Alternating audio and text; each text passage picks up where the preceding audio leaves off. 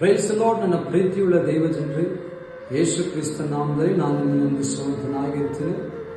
ಮುಖ್ಯವಾಗಿ ಬಹಳ ದಿನಗಳಾದ ನಂತರ ಈ ರೀತಿಯಾಗಿ ನಾವು ಒಂದು ದೇವರ ವಾಕ್ಯವನ್ನು ನಿಮ್ಮ ಮುಂದೆ ತರುವುದಕ್ಕೆ ದೇವರು ತಾನೇ ತನ್ನ ಕೃಪೆಯನ್ನು ಕೊಟ್ಟಿದ್ದಾನೆ.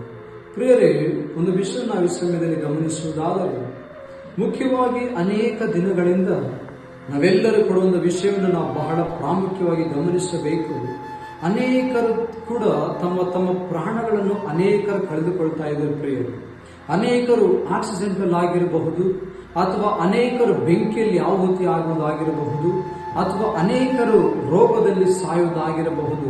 ಇನ್ನಿತರ ಕೆಲವು ವಿಷಯಗಳಿಂದ ಅನೇಕರು ತಮ್ಮ ಪ್ರಾಣಗಳನ್ನು ಸುಲಭವಾಗಿ ಕಳೆದುಕೊಳ್ತಾ ಇದ್ದಾರೆ. ಪ್ರಿಯರು, ಹಾಗಾದ್ರೆ ಒಂದು ಪ್ರಾಣಕ್ಕೆ ಬೆಲೆ ಇಲ್ವಾ ಎಂಬುದನ್ನು ನೋಡೋದಾದ್ರೆ ಈ ಪ್ರಾಣಕ್ಕೆ ಬಹು ಬೆಲೆ ಇದೆ. ಪ್ರಿಯರು, ಹಾಗಾದರೆ ಈ ಪ್ರಾಣಗಳನ್ನು ಯಾತಕ್ಕಾಗಿ ಅವರು ಬಹಳ ಸುಲಭವಾಗಿ, ಅಥವಾ ಈ ಪ್ರಾಣಗಳಿಗೆ ಬೆಲೆನೇ ಇಲ್ಲ ಎಂಬ ವಿಷಯದಲ್ಲಿ ಅವರು ಯಾತಕ್ಕಾಗಿ ಪ್ರಾಣವನ್ನು ಅವರು ಬಿಟ್ಟುಕೊಡ್ತಾ ಇದ್ದಾರೆ. ಪ್ರಿಯರು, ಹಾಗಾದ್ರೆ ನೋಡ್ತೀವಿ, ಆಕಸ್ಮಿಕವಾಗಿ ಪ್ರಾಣ ಹೋಗುವುದು ಒಂದು ಹೆಚ್ಚಾದರೆ ಅನೇಕರು ತಮ್ಮ ಪ್ರಾಣಗಳನ್ನು ತಾವೇ ತಮ್ಮ ಕೈಯಿಂದ ತೆಗೆದುಕೊಳ್ತಾ ಇದ್ದಾರೆ. ಹಾಗಾದ್ರೆ ಇದರ ಕುರಿತಾಗಿ ದೇವರ ವಾಕ್ಯ ಏನ್ ಹೇಳ್ತಾ ಇದೆ ಒಂದು ಸಾರಿ ಗಮನಿಸೋಣ. ಕೀರ್ತನೆಗಳು 49ನೇ ಅಧ್ಯಾಯ 9ನೇ ವಚನ ಈ ರೀತಿ ಹೇಳಲ್ಪಡ್ತಾ ಇದೆ: ಮರಣವನ್ನು ತಪ್ಪಿಸಿಕೊಳ್ಳುವುದಕ್ಕೆ ಎಷ್ಟು ಹಣ ಕೊಟ್ಟರೂ ಸಾಲುವುದೇ ಇಲ್ಲ, ಅಂತ ಪ್ರಯತ್ನವನ್ನು ನಿಷ್ಫಲವೆಂದು ಬಿಟ್ಟೇ ಬಿಡಬೇಕು ಎಂಬುದಾಗಿ. ಈ ದಿನ ದೇವರ ವಾಕ್ಯವನ್ನು ಕೇಳುವಂತ ನನ್ನ ಪ್ರೀತಿಯ ಸಹೋದರ ಮತ್ತು ಸಹೋದರಿಯರು, ಅನೇಕರು ಮರಣದಿಂದ ತಪ್ಪಿಸಿಕೊಳ್ಳಬೇಕು ಎಂಬುದಾಗಿ ಅನೇಕರು ನಾನಾ ಪ್ರಯಾಸಗಳು ಪಡ್ತಾ ಇದ್ದಾರೆ.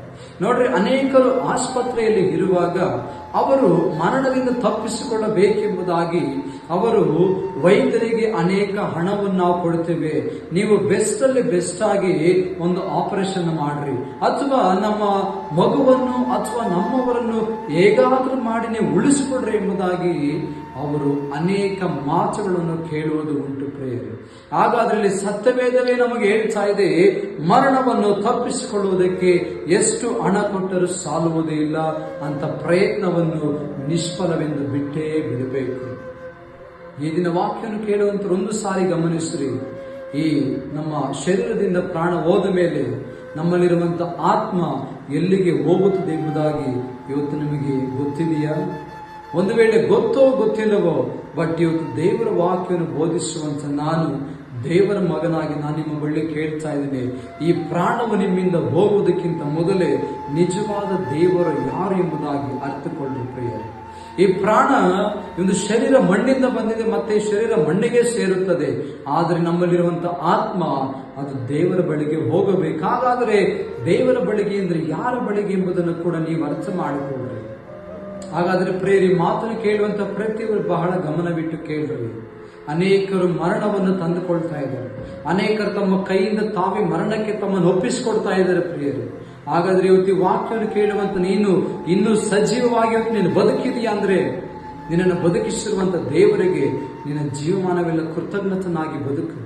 ನೀನು ಕೂಡ ಸಮಯವನ್ನು ವ್ಯರ್ಥ ಮಾಡಿಕೊಳ್ಳದೆ, ನೀನು ಕೂಡ ಈ ಲೋಕದವರು ನಡೆದಾಗಿ ನೀನು ಕೂಡ ನಡೆದುಕೊಳ್ಳದೆ, ದೇವರ ಮುಂದೆ ಎಡಬಿಡದೆ ಪ್ರಾರ್ಥನೆ ಮಾಡುತ್ತಾ ಕೃತಜ್ಞತೆ ಸ್ಥಿತಿಗಳನ್ನು ದೇವರಿಗೆ ಆಡುತ್ತಾ ದೇವರನ್ನು ಒಪ್ಪಿಸಿಕೊಡುವಂತ ಮಗು ಆಗಿರುವುದಾಗಿ ಈ ಸಮಯದಲ್ಲಿ ಹೇಳುವುದಕ್ಕೆ ನಾನು ಇಷ್ಟಪಡ್ತೇನೆ.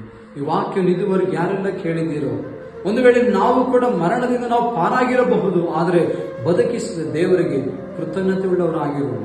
ಈ ವಾಕ್ಯದ ಮೂಲಕ, ದೇವರ ಮಾತುಗಳ ಮೂಲಕ ದೇವರು ನಿಮ್ಮನ್ನು, ನಿಮ್ಮ ಕುಟುಂಬಗಳನ್ನು ಹೇರಳವಾಗಿ ಆಶೀರ್ವಾದ ಮಾಡಲಿ. Amen. Thank you. God bless you.